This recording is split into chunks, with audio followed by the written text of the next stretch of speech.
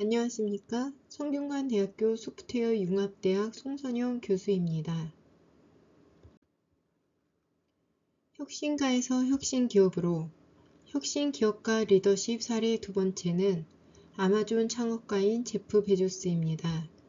11차 시에서 12차 시까지 연강으로 제프 베조스에 대하여 강의를 진행하겠으며 11차 시에서는 제프 베조스의 비전을 알아보고 그 비전에 따른 기업을 분석하는 시간을 갖겠습니다.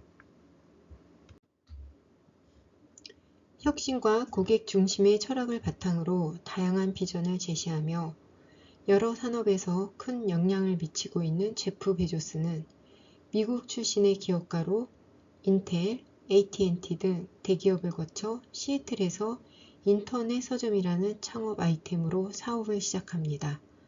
바로 여러분도 잘 알고 있는 아마존입니다. 아마존은 1994년 고객 중심의 회사가 되어 세계에서 가장 고객 중심의 기업이 되는 것을 모토로 처음에는 온라인 서점으로 시작했지만 이후 다양한 제품과 서비스를 제공하는 글로벌 이커머스 플랫폼으로 성장했습니다. 아마존과 블루 오리진, 워싱턴 포스트, 베조스 어스펀드에 대해서는 이후 슬라이드에서 자세히 알아보도록 하겠습니다.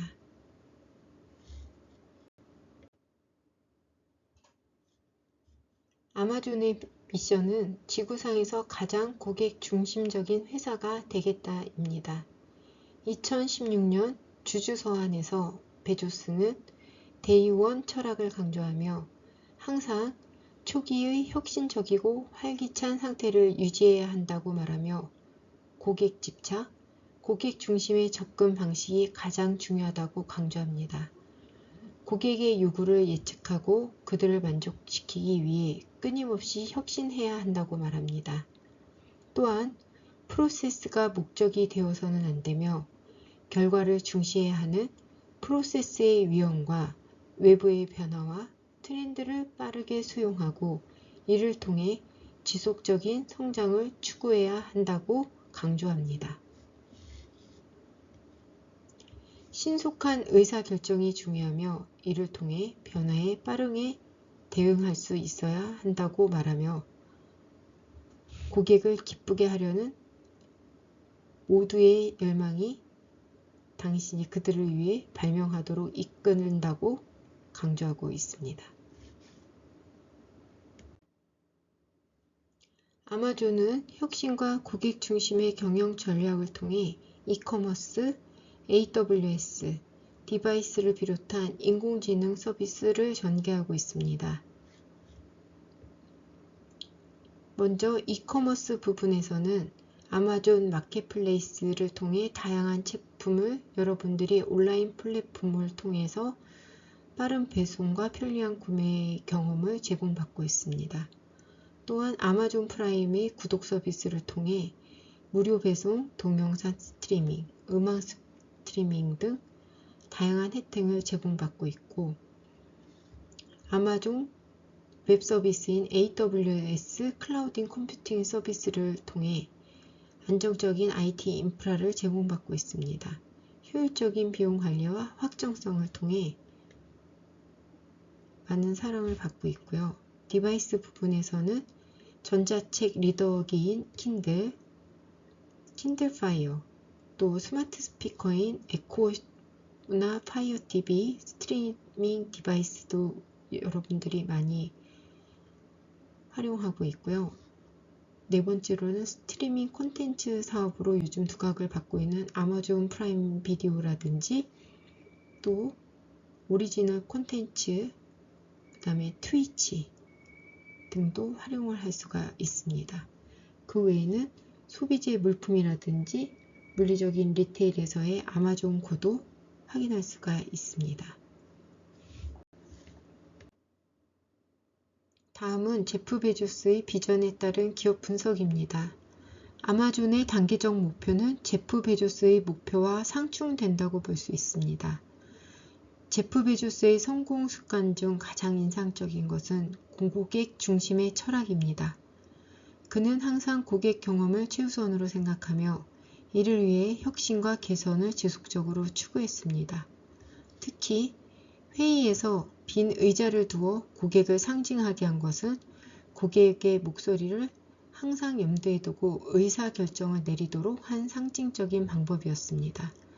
이 습관은 아마존이 고객 만족을 높이고 충성도 높은 고객층을 형성하는 데 큰 기여도를 했습니다. 이 외에도 장기적인 관점을 가지고 미래를 내다보며 결정을 내리는 습관도 매우 인상적이었습니다. 단기적인 이익보다는 지속 가능한 성장을 추구하는 그의 접근 방식은 아마존이 글로벌 리더로 자리 잡는 데 중요한 역할을 했죠. 이를 위해서 단기 목표로서는 고객 경험을 개선하고 신제품 및 서비스를 출시하며 시장 점유율을 하는 데 단기 목표를 두고 중기 목표로는 신규 국가 및 지역 진출과 현지화 전략을 통한 글로벌 시장을 확장하는 데 있습니다. 또한 최근 인공지능과 머신러닝 기술을 통한 고객 경험 개선 및 제품 서비스를 획기적으로 향상시켜 기술을 혁신하고 이를 통하여 친환경 제품 개발 및 공급망을 개선하여 탄소 배출을 감소하고 인류 사회와 함께 지속 성장하고 가능성을 촉진하는 데 목표를 두고 있습니다. 장기적인 수익성을 확보하며 주주 가치를 증대하고 아마존의 글로벌 리더십을 유지하는 지속 가능한 성장과 사회적 책임 활동을 강화하며 지역 사회 협력 및 지원을 강화하는 사회적 책임 부분에 대한 목표도 지속적으로 아마존이 가져가는 장기 목표로 볼 수 있습니다. 아마존의 고객 중심 미션 아래 지속적인 성장을 위한 전략에는 아마존의 플라이휠 모델이 자리 잡고 있으며 플라이휠 모델은 고객 만족을 중심으로 한 강화 루프를 통해 지속적인 성장을 이루는 전략이라고 할 수 있습니다. 낮은 가격은 경쟁력 있는 가격을 제공하여 고객을 유치하고 고객 경험 개선은 더 많은 고객이 방문하게 되면 더 나은 경험을 제공할 수 있도록 하고 트래픽 증가는 고객이 증가하면 사이트 트래픽이 증가하고 이는 더 많은 판매로 이어지는 결과를 나타내게 됩니다. 판매자 유치는 더 많은 트래픽은 더 많은 제3의 판매자를 유치하고 제품의 선택의 폭이 넓어지는 효과를 초래하게 됩니다. 이로써 비용이 절감하고 판매자가 함께 증가하며 고정 비용을 분산시킬 수 있는 구조를 나타낼 수 있죠. 이를 바탕으로 비용이 절감이 가능해지고 또한 재투자를 통해서 절감된 비용은 다시 가격 인하나 고객을 위한 서비스 개선으로 재투자하여서 고객 만족을 높이는 이런 선순환 구조를 가져오게 됩니다. 이러한 아마존의 플라이휠은 스타트업의 성장 구조에 가장 근본이 되는 부분으로도 작용이 되고 이러한 요소들이 서로 강화되는 모습으로 플라이휠이 점점 빠르게 회전되고 지속적인 성장과 성공을 가져올 수 있도록 됩니다. 따라서 고객 만족 향상은 가격, 물품에 대한 선택지, 또한 고객의 편의성 제공을 바탕으로 이루어진다고 볼 수가 있습니다. 여러 성공적인 기업들이 아마존의 플라이휠 전략과 유사한 접근법을 사용하고 있는데 몇 가지 예를 들어서 살펴보면 애플은 하드웨어와 소프트웨어 통합을 통해 고객 경험을 극대화하고 있죠. 여러분도 많이 사용하는 아이폰, 아이패드, 맥북 등 다양한 제품이 서로 연동되며 고객 충성도를 높이고 지속적인 매출 성장을 이끌어내는 것 또한 하나의 플라이휠 전략의 방안으로 볼 수가 있습니다. 이외에 월마트의 효율적인 공급망 관리와 저렴한 가격 등도 더 많은 고객을 유인하고 대량 구매로 인한 비용 절감으로 다시 가격 인하를 반영하는 고객 만족을 높이는 방법 또한 마찬가지로 플라이휠 전략이라고 볼 수가 있습니다. 다음은 AWS에서 채택을 하고 있는 고객 중심의 혁신 방법론입니다. 워킹 백워즈라고 고객으로부터 시작하여 거꾸로 일하기 위해 5가지 질문을 하는 방법론입니다. 첫 번째, 고객은 누구이며 우리는 그들에게 대해 어떤 인사이트를 가지고 있나요? 현재 고객이 겪고 있는 주요한 문제나 기회는 무엇인가요?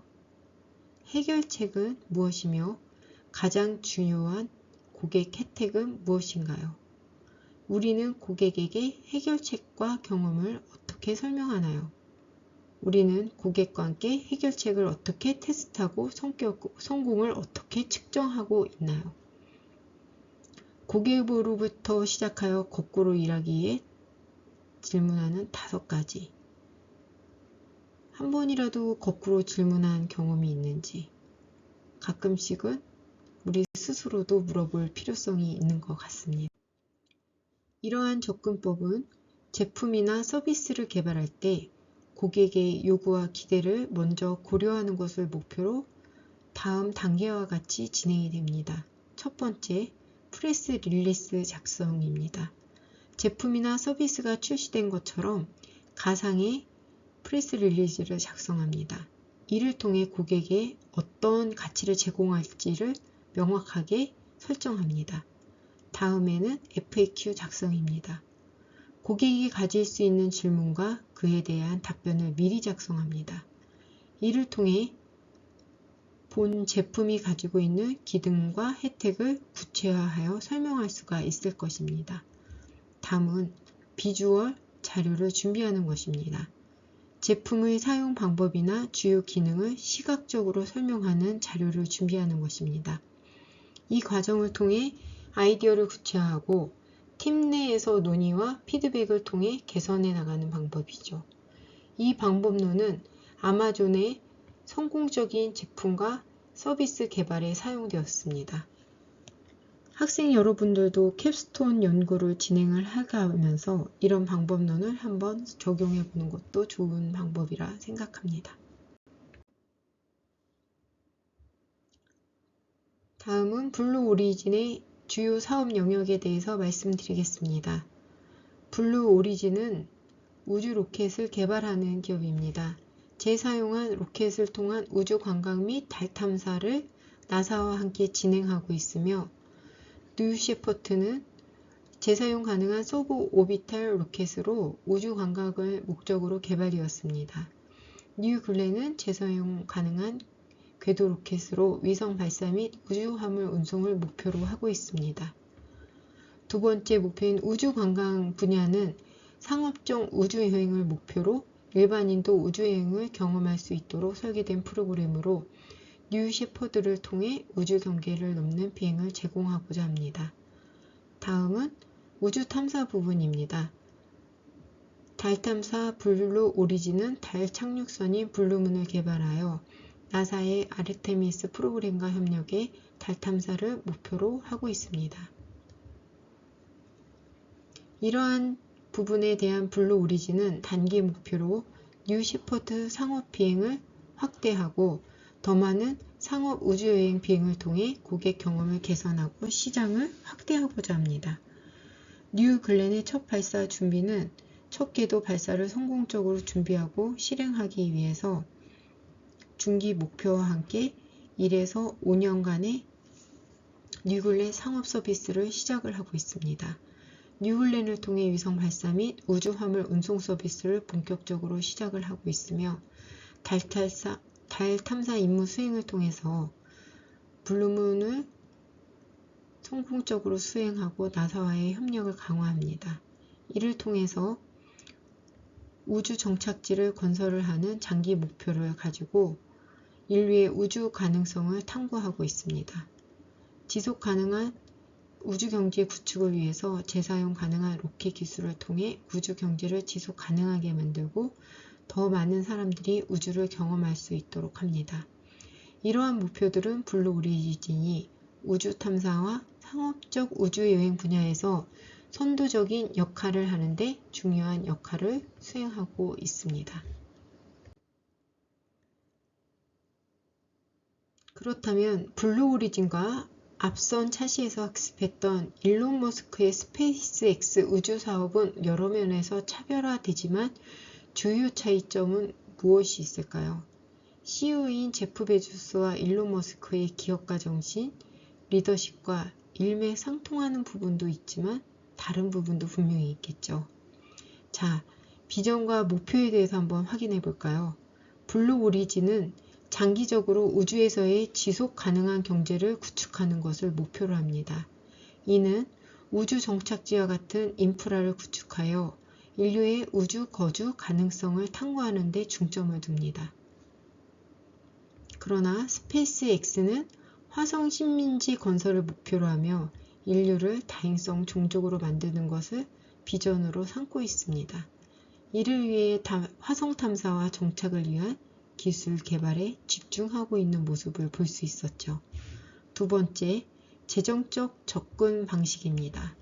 블루 오리진은 제프 베조스의 개인 자금을 통해 주로 운영되며 점진적으로 기술을 개발하고 있습니다. 스페이스X 같은 경우에는 일론 머스크의 자금과 함께 다양한 상업적 계약을 통해 수익을 창출하며 아주 빠른 속도로 기술을 개발하고 있는 모습을 볼 수 있었습니다. 다음은 안전과 인프라 부분입니다.